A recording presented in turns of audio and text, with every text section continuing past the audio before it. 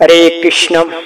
সনাতন ধর্মের নতুন পর্বে আপনাদের সবাইকে স্বাগতম সনাতন বিডিবি পরিবারের পক্ষ থেকে। আজ আমরা সনাতন ধর্মে খুবই গুরুত্বপূর্ণ একটি বিষয় নিয়ে আলোচনা করব, যা জানা প্রত্যেকেরই প্রয়োজন। সনাতন ধর্মকে জানা এবং ধর্মকে ধারণ করা প্রত্যেক ভক্তের প্রয়োজন। এই ঘোর কলিযুগে আমরা ধর্ম করি, কিন্তু ধর্মকে নিজের মধ্যে ধারণ করতে চাই না, শুধু লোক দেখানো ধর্মে ব্যস্ত থাকি সবাই। তাই ধর্মের সঠিক তথ্য জানা প্রয়োজন। আজকের এই বিশেষ পর্বে ভক্তদের কাছে অনুরোধ, ভিডিওটি স্কিপ না করে সম্পূর্ণ ভিডিও দেখার। ভগবান দ্বাপর এবং ত্রেতা যুগে দুষ্টের দমন করেছেন, ধর্মের স্থাপন করেছেন, কিন্তু কলিতে ভগবান কুলুষিত মানুষকে উদ্ধারের পথ দেখিয়েছেন এই পঞ্চতত্ত্বের মাধ্যমে। আজ আমরা জানবো পঞ্চতত্ত্ব কি এবং এই পঞ্চতত্ত্বে ভগবান কি কি রূপে নিজেকে প্রকাশ করেছেন এবং তাদের পরিচয়। জয় শ্রীকৃষ্ণ চৈতন্য মহাপ্রভু নিত্যানন্দ, শ্রী অদ্বৈত গদাধর শ্রীনিবাস গৌর ভক্তবৃন্দ। গৌড়ীয় বৈষ্ণব ধর্ম মতে পঞ্চদশ শতকে পৃথিবীতে আবির্ভূত পাঁচটি অবতারই হলেন পঞ্চতত্ত্ব। এরা হলেন শ্রী চৈতন্য মহাপ্রভু, শ্রী নিত্যানন্দ, অদ্বৈত আচার্য, গদাধর পণ্ডিত ও শ্রীনিবাস ঠাকুর। এদের দ্বারা ভারতবর্ষে বিখ্যাত হরে কৃষ্ণ মহামন্ত্র এবং শ্রীকৃষ্ণের ভক্তির কথা ছড়িয়ে পড়েছিলেন।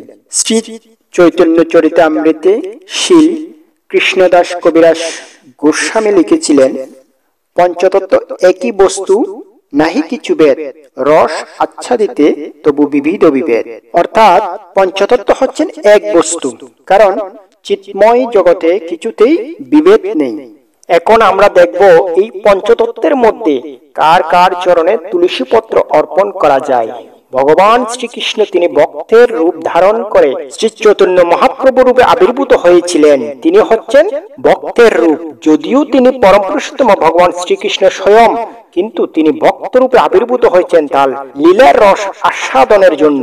আর নিত্যানন্দ প্রভু হচ্ছেন স্বয়ং বলরাম, আর বলরাম হচ্ছেন ভগবান শ্রীকৃষ্ণ থেকে অভিন্ন। বলরাম এবং শ্রীকৃষ্ণের মধ্যে তত্ত্বগতভাবে কোনো পার্থক্য নেই এবং তিনি হচ্ছেন শ্রীকৃষ্ণের প্রথম প্রকাশ, আর বলরাম নিত্যানন্দ প্রভু রূপে আবির্ভূত হয়েছেন। পঞ্চতত্ত্বের মধ্যে নিত্যানন্দ প্রভু হচ্ছেন ভক্তের স্বরূপ, আর নিত্যানন্দের ডানে আছেন অদ্বৈত আচার্য, তিনি হচ্ছেন মহাবিষ্ণু অবতার। পঞ্চতত্ত্বের মধ্যে শ্রী অদ্বৈত আচার্য হচ্ছেন ভক্তের অবতার। প্রভু শ্রী চৈতন্যের বামে রয়েছেন শ্রী গদাধর পণ্ডিত। এই গদাধর পণ্ডিত হচ্ছেন রাধা এবং ভগবান শ্রীকৃষ্ণের অভ্যন্তরীণ শক্তির যৌথ প্রকাশ। পঞ্চতত্ত্বের মধ্যে গদাধর পণ্ডিত হচ্ছেন ভগবানের ভক্তের শক্তি। শ্রী গদাধর প্রভুর বামে আছেন শ্রীনিবাস ঠাকুর। পঞ্চতত্ত্বের মধ্যে শ্রীনিবাস ঠাকুর হচ্ছেন ভগবানের ভক্ত। ভগবানের যত ভক্ত রয়েছেন তার মধ্যে অন্যতম হচ্ছে শ্রী নারদ মুনি। এই নারদ মুনির অবতার হচ্ছেন শ্রীনিবাস ঠাকুর, তিনি হচ্ছেন ভগবানের ভক্ত। তাহলে আমরা দেখলাম শ্রী চৈতন্য মহাপ্রভু, শ্রী নিত্যানন্দ প্রভু, শ্রী অদ্বৈত আচার্য প্রভু, এরা হচ্ছেন বিষ্ণু তত্ত্ব, তাই এদের চরণে তুলসী পত্র অর্পণ করা যাবে। আর শ্রী গদাধর প্রভু এবং শ্রীবাস প্রভু, এরা হচ্ছেন ভক্তের শক্তি ও ভক্ত, তাই এদের চরণে তুলসী পত্র অর্পণ করা যাবে না। এখন আমরা জানবো এই পঞ্চতত্ত্বের জন্ম পরিচয়। পঞ্চতত্ত্বের মাঝখানে যিনি রয়েছেন তিনি হচ্ছেন চৈতন্য মহাপ্রভু। ভগবান শ্রীকৃষ্ণ ভক্তের রূপ ধারণ করে তিনি শ্রী চৈতন্য মহাপ্রভু রূপে আবির্ভূত হয়েছিল। তিনি হচ্ছেন ভক্তের রূপ, যদিও তিনি পরম পুরুষোত্তম ভগবান শ্রীকৃষ্ণ স্বয়ং, কিন্তু তিনি ভক্ত রূপে আবির্ভূত হয়েছেন তার লীলার রস আস্বাদনের জন্য। শ্রী চৈতন্য মহাপ্রভু স্বয়ং পরমেশ্বর ভগবান শ্রীকৃষ্ণ এবং কলিযুগ অবতার। তিনি ছিলেন ভারতবর্ষের আবির্ভূত এক বহুল লোকপ্রিয় বৈষ্ণব সন্ন্যাসী ও ধর্মগুরু মহাপুরুষ। ষোড়শ শতাব্দীর বিশিষ্ট সমাজ সংস্কারক তিনি। নদিয়ার অন্তর্গত নবদ্বীপের হিন্দু ব্রাহ্মণ পণ্ডিত শ্রী জগন্নাথ মিশ্র ও শ্রীমতী সচিদেবীর গৃহে জন্মগ্রহণ করেছিলেন 1486 সালের 18 ফেব্রুয়ারি। তার যখন জন্ম হয়েছিল তখন ভারতবর্ষে পূর্ণিমা রাত এবং পূর্ণগ্রাস চন্দ্রগ্রহণ দেখা গিয়েছিল, যা হিন্দু ধর্মের শুভ বলে ধরা হয়। তিনি ছিলেন মা বাবার দ্বিতীয় সন্তান। শ্রী চৈতন্য মহাপ্রভু ছিলেন একজন মেধাবী ছাত্র, পড়াশোনায় খুব পারদর্শী। অল্প বয়সেই পণ্ডিত হয়ে যান। তার আরেক নাম ছিল নিমাই পণ্ডিত। তার মন্ত্রগুলো গুরু ছিল স্বামী ঈশ্বরপুরী এবং সন্ন্যাস গুরু ছিল স্বামী কেশব ভারতী। 15তম শতাব্দীর আধ্যাত্মিক গুরু মহাপ্রভু শ্রী চৈতন্য, যাকে তার অনুসারীরা ভগবান শ্রীকৃষ্ণের অবতার মানেন। শ্রী চৈতন্য মহাপ্রভু গৌড়ীয় বৈষ্ণব ধর্ম প্রতিষ্ঠা করেছিলেন, যা একটি ধর্মীয় আন্দোলন ছিল। পঞ্চতত্ত্বে শ্রী চৈতন্য মহাপ্রভুর ডান দিকে যিনি রয়েছেন তিনি হচ্ছেন নিত্যানন্দ প্রভু।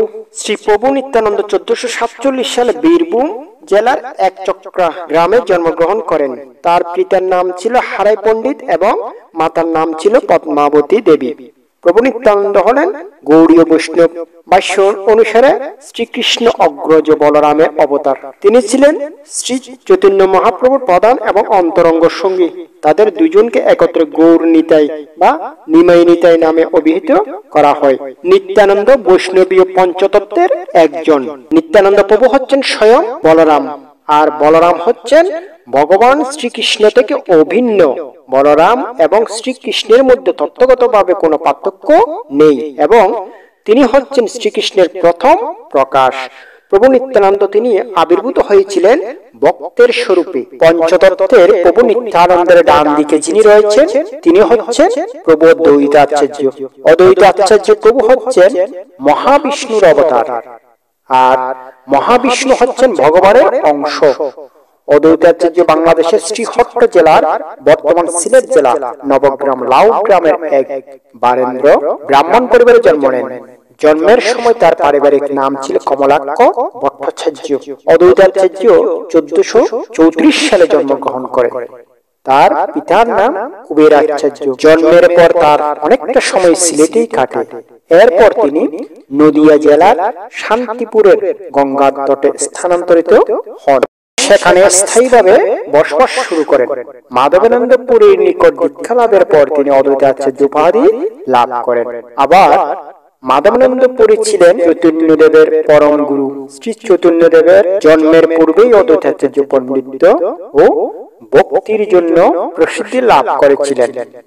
নবদ্বীপের ভক্তদের জন্য তিনি একজন পথ প্রদর্শনকারী ছিলেন। বৈষ্ণব মতবাদের প্রবক্তা ছিলেন চৈতন্যদেব। অদ্বৈতাচার্য নিত্যানন্দের সঙ্গী হিসেবে এই মতবাদ প্রচারে আত্মমগ্ন হন। আনুষ্ঠানিকভাবে তিনি প্রথমবারের মতো চৈতন্যদেবকে স্বয়ং ভগবান মানেন এবং পুরীতে এক রথযাত্রায় লক্ষ লক্ষ লোকের সমাবেশে তিনি শ্রী চৈতন্যদেবকে অবতার ঘোষণা করেছিলেন। এই অদ্বৈতাচার্য বৈষ্ণবীয় পঞ্চতত্ত্বের একজন। অদ্বৈতাচার্য প্রভু হচ্ছেন ভক্তের অবতার। প্রভু শ্রী চৈতন্যদেবের বামের রয়েছেন গদাধর পণ্ডিত। তার জন্ম আনুমানিক 1487 সালে বৈশাখী অমাবস্যা তিথিতে বাংলাদেশের চট্টগ্রাম জেলার বেলেটি গ্রাম মতান্তর শ্রীধাম নবদ্বীপ। তার পিতার নাম ছিল শ্রী মাধব মিশ্র এবং মাতা হচ্ছেন রত্নাবতী দেবী। গদাধর পণ্ডিত 12 বর্ষ পর্যন্ত বেলেটি গ্রামে অবস্থান করেন। 13 বছর বয়সে তিনি নবদ্বীপে গিয়ে বসবাস করতে শুরু করেন। নবদ্বীপে তার মাতুলালয় ছিল। মহাপ্রভুর গৃহের অতি নিকটেই তার গৃহ ছিল। বাল্যকাল হইতে শ্রী গদাধর পণ্ডিত শ্রীকৃষ্ণ গাঢ় অনুরাগী ছিলেন। শ্রী চৈতন্য মহাপ্রভু গদাধরকে নিয়ে স্বীয় অঙ্গনে বিবিধ নম্র ক্রীড়াদি করতেন। গ্রাম্য টোলে তারা একসাথে পড়াশোনা করতেন। শ্রী চৈতন্য মহাপ্রভু গদাধরকে ছাড়া এক মুহূর্ত থাকতে পারতেন না। অল্প সময়ের মধ্যে গদাধর বিবিধ শাস্ত্রীয় বিষয়ে পারদর্শী হয়ে ওঠেন। গৌড়ীয় ধর্ম মতে তিনিও পঞ্চতত্ত্বের একজন অন্যতম সদস্য। এই গদাধর পণ্ডিত হচ্ছেন ভগবানের ভক্তের শক্তি, অর্থাৎ ভগবানের অন্তরঙ্গের শক্তি বা অন্তরঙ্গের শক্তির প্রকাশ হচ্ছেন এই গদাধর পণ্ডিত। ভগবানের অন্তরঙ্গের শক্তির মধ্যে যিনি সর্বশ্রেষ্ঠ অবস্থানে রয়েছেন তিনি হচ্ছেন শ্রীমতী রাধা ঠাকুরানী। এই রাধার ঠাকুরানীর প্রকাশ হচ্ছেন গদাধর পণ্ডিত। তাহলে তিনি হচ্ছেন ভক্তের শক্তি। শ্রী গদাধর প্রভুর বামে হচ্ছেন শ্রীনিবাস ঠাকুর, ভগবানের যত ভক্ত রয়েছেন তার মধ্যে অন্যতম হচ্ছেন শ্রী নারদ মুনি। এই নারদ মুনির অবতার হচ্ছেন শ্রীনিবাস ঠাকুর। পঞ্চতত্ত্বের মধ্যে শ্রীনিবাস ঠাকুর হচ্ছেন ভগবানের ভক্ত। 1441 সালে ছাখন্ডী গ্রামে বৈশাখী পূর্ণিমায় জন্ম হয়েছিল শ্রীনিবাস ঠাকুর। তার পিতার নাম গদাধর ভট্টাচার্য আর মাতার নাম লক্ষ্মীপ্রিয়া দেবী। শ্রীনিবাস ঠাকুর ছিলেন একজন বিখ্যাত বৈষ্ণব গুরু। গোপাল ভট্টাচার্য গোস্বামী ছিলেন শ্রীনিবাস এর দীক্ষা গুরু। শ্রীনিবাস আচার্য হলেন চৈতন্য মহাপ্রভুর অভিন্ন দেহ। এটা বিশ্বাস করা হয় যে শ্রী চৈতন্য ও শ্রীনিবাস ঠাকুরের মধ্যে বৈষ্ণব ধর্মের বাণী প্রচারের কাজ করছিলেন। এই পৃথিবীতে আসার জন্য শ্রীনিবাসকে ব্যক্তিগতভাবে ভগবান চৈতন্য আমন্ত্রণ জানিয়েছিলেন। শ্রীনিবাস ঠাকুর বৈষ্ণবী পঞ্চতত্ত্বের একজন অন্যতম সদস্য ছিলেন। এই হলো পঞ্চতত্ত্বের মূল ব্যাখ্যা, যা জানা সনাতন ধর্মের প্রত্যেকের প্রয়োজন। আজ আমরা কলি যুগে এসে কলির প্রভাবে কুলসিত হয়ে ধর্ম ধারণ করতে ভুলে যাচ্ছি। তাই নিজের জ্ঞান বুদ্ধির মাধ্যমে সনাতন ধর্মকে জানতে দেখুন আমাদের সনাতন বিডিবি চ্যানেলের প্রচারিত ভিডিও গীতার 18টি নামের মাহাত্ম্য। ভিডিওটি ভালো লাগলে শেয়ার করে সনাতন ধর্মের প্রচার করুন। ধন্যবাদ।